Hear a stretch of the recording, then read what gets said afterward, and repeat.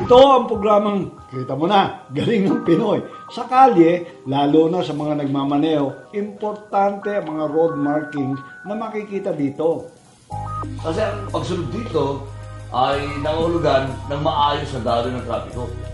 At kung hindi ka susunod dito, maaari maging dahilan ito ng aksidente. Subalit, kadalasan, lalo na sa gabi hindi gaanong nakikita ang mga road markings na ito. Ang iba naman, nasisira o nawawala dahil sa kalumaan. Kaya naman malaki po ang may tutulong ng invention ni Senior Superintendent Percival Barba. Uy, active pa yan active pa yan sa PNP Active pa rin po sa Pilipinas ng Police. Full Colonel. Ito yung kanyang Barbalite. Uy, Barbalite ba tawag niya riyan? Kasi yan Ibang klase kuha sa kanyang pangalan. Barbalite. Kung paano ito makakatulong sa ating mga driver, eto at ating panoorin. Yes. Bahaging ito ay hatid sa inyo ng Department of Science and Technology. Ang mga sasakyan, yan ang laman ng kalye. May mga pagkakataon sa pagbibiyahe ay may naaaksidente. Subalit ang mga ito ay may iwasan, kundi man lubos na mababawasan kung nag-iingat ang bawat nagmamaneho ng sasakyan. Ang isa pang mahalagang aspeto sa kalye para ang aksidente ay hindi dumami ay ang mga tinatawag na road markings. Kung ito lamang ay susundin, ang kaligtasan ng mga nagmamaneho ay tiyak na masasiguro. Ngunit minsan, dahil na rin sa katagalan at kalumaan, nasisira o nawawala ito at resulta, aksidente sa kalye. Kaya naman malaking tulong sa mga nagmamaneho ang imbensyon ng isang opisyal ng kapulisan, ang Barbalite, na hango ang pangalan ng produkto mula sa kanyang apelyido. Yung Barbalite kasi ay trade name. Yung ating produkto ngayon ay Barbalite Solar Powered Road Markers. Ang road markers kasi na existing ngayon sa Pilipinas, kung napapansin nyo, dito sa kahabaan ng EDSA, yan sa may Commonwealth, etc. They are plain and simple road reflectors na kung saan kapag wala ka ng headlight, wala ka ng ilaw, talaga hindi mo sila makita. So doon nagkaroon ng innovation. So yung ating innovation is a road light na mayroon sariling ilaw. So ibig sabihin nito ay masyadong madilim man yung lugar, sira man yung headlight mo, gusto mo man patayin yung headlight mo, makikita mo pa rin. So it's a road marker that is very visible as compared to the present road markers or road markings. No? Sinasabi kong road marking kasi yung ating lanes ngayon, ang ginagamit na pag-divide ay karamihan paint. White paint, yellow paint. Sa ngayon, mayroon silang bagong kulay, the blue paint, to separate yung para sa motorcycles. Pinakabagong imbensyon na makakatulong sa mga nagmamanehong henerasyon. Madali itong makita. At ang mga driver, madali nilang maaalala kung saan dapat sila pupwesto sa karsada.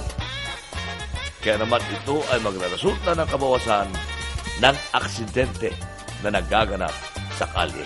At present, yung ating design ay meron na nga siyang reflector kung makakasagap siya ng about average of 3 hours lang per day. Enough na yon. Napailawin niya whole evening. Kanyang karanasan sa pag-uwi mula sa destino, lalo na kung ginagabi, ito ang nagtulak sa inventor na gumawa at lumikha ng isang produkto na makakatulong sa mga biyahero sa kalye, lalo na sa mga driver. Sila ay maaalalayan sa pamamagitan ng mga road markings sa daan. Maging panahon man ay hindi maganda o maulan, ang Barbalite ang magiging daan upang ang iyong dinaraanan ay makita at hindi ka maaksidente basta-basta. 2009, assigned kasi ako sa Pangasinan. No? At tuwing umuwi ko ng gabi, nakikita ako may mga portion ng daan natin na napakadilim, especially yung mga sharp curve. So, yung mga existing road markers, like yung pintura niya, no? Dividing lines, pati yung reflectors mismo, hindi mo makita. Very inefficient. At yun naman reflectors na nakakabit sa mga highways ng Metro Manila, karamihan na ating road reflectors ngayon matataas. Kaya tumatalbog, no? So nakita ko yung mga defect. One is kapag tag-ulan, at madilim yung panahon, wala ka na makita. So yung mga deficiencies nun, kinorek natin. So lahat yung kinonsider natin, nagkaroon tayo ng innovation, nagkaroon tayo ng improvement from ordinary road reflector. Meron na tayong ngayon reflectors na may sariling ilaw na. So it's a reflector, it's a road marker that is very visible. Literally. Sa ngayon, ang Barbalight ay may iba't ibang kulay. Isama mo pa ang iba't ibang mode sa pagpatay at pagsindi ng ilaw nito. Garantisado na ang kalye ay makikita mo.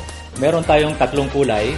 One is yellow, meron tayong red, at meron tayong white. Aside from that, the different colors na yan, iba-iba yung lighting mode natin. So meron tayong blinking mode, at yung isa naman is steady. Matibay ito dahil ito ay pumasa sa SGS test. Hindi ito mabasag hanggang 27.9 tons. Aside from that, waterproof ito. Kung titignan mo yung ating design, scratch-proof siya. Yung pag-introduce ng stud na yun, yung maliit na yun, purpose nun, para nandun yung buhangin in between. With that, hindi siya magagasgas, tatagal. At itong mga nakikita mo na kulay yellow saka yung top niya, made of polycarbonate. Ang polycarbonate ngayon ang material natin na pinakamatibay, na parang plastic, pwede mo siya i-mold at hindi nagbabago ang kulay. So we have the best materials for this kind of product. Aside from that, yung kanyang shell, kung titignan mo yung shell niya, made of aluminum alloy. So napakatibay nito at kung titignan mo yung design, parang similar sa tulay, di ba? Napumuka siyang tulay. Oh. Nandito yung kanyang pwersa. So sa kasama siya ng napakabigat na gulong, hindi siya basta-bastang mabasag dahil nandito yung kanyang support. At sa ngayon, baging proyekto ng MMDA, Metro Manila Development Authority, ang Barbalight ay tiyak na maaasahan, lalo na sa motorcycle lane sa ating lansangan. Dahil na-impress ako dun sa project ng ating MMDA ngayon, sa leadership ni Chairman Tolentino, meron tayong motorcycle lane. Kung napapansin nyo, yung motorcycle lane ginagamitan ng kulay blue na paint. Yung kulay blue na paint na yun, pagdating ng gabi, hindi mo na yun makita. And this is the solution. Ang aking i-recommend sa ating Chairman Tolentino, Atty. Tolentino, sana mabigyan pansin niya ito na meron tayong blue Barbalight solar powered road marker. Ito yung aking next product. So yung kulay blue na yan, kahit madilim, kahit tag-ulan, makikita pa rin ng motorcycle riders natin. Talaga namang malaki ang tulong ng kanyang naimbento, lalo na sa mga nagmamaneho. At ang presyo ng Barbalight sa bulsa ay maituturing na very light. Tatagaran kong gamitin, katipiran sa paggamit ito ating kakampi. Ang advantage nitong Barbalight solar powered road marker is that it is cheaper than the existing road markers available in the market. And as compared to the existing road markers na nandyan ngayon. Even cheaper than paint. Kasi yung paint, every now and then, nagpapalit ka ng paint. But this one, magiging functional siya even nasira na yung kanyang solar panel, sira na yung kanyang LED light, sira na yung kanyang battery. Why? Because my design, na-incorporate na dun yung reflector. When installed, pwede mo increase yung distances between Barbalight road markers. 2 to 3 times farther. Ang presyo nito katulad lang. I know, katulad lang ng ordinary reflector. And I'm telling you right now that mine is very much cheaper. Kaya kaligtasan sa lansangan, ating yan maaasahan. Sa Barbalight na road marker, pagbiyahe ay safe at better. Katipiran, isa pang maaasahan. Sana mapansin itong ating very innovative product, yung Barbalight solar powered road marker.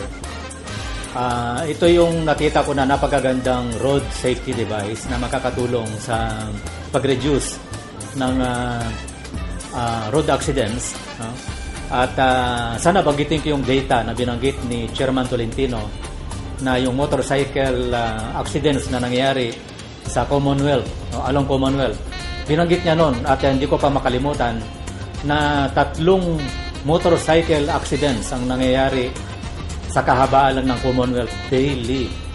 At yung kanyang binanggit with introduction of motorcycle lane, na-reduce ito ng once a day until such time na mga 2 to 3 times a week na lang. So can you imagine kung may dagdag pa natin yung paggamit ng ganitong klaseng road safety devices?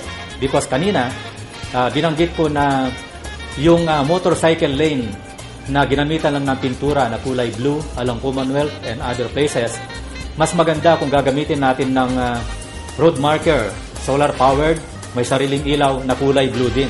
So with that, it will even increase yung effectiveness ng magagandang project ng ating Chairman Tolentino on the motorcycle lane. Yung mga interested na gusto malaman yung details ng ating product, ay tignan nila yung ating website, www.barbalite.com. At yung ating email address ay pgb@barbalite.com. Ako si Colonel Barba. Kita mo na, taling ng Pinoy! Ang bahaging ito ay inihatid sa inyo ng Department of Science and Technology.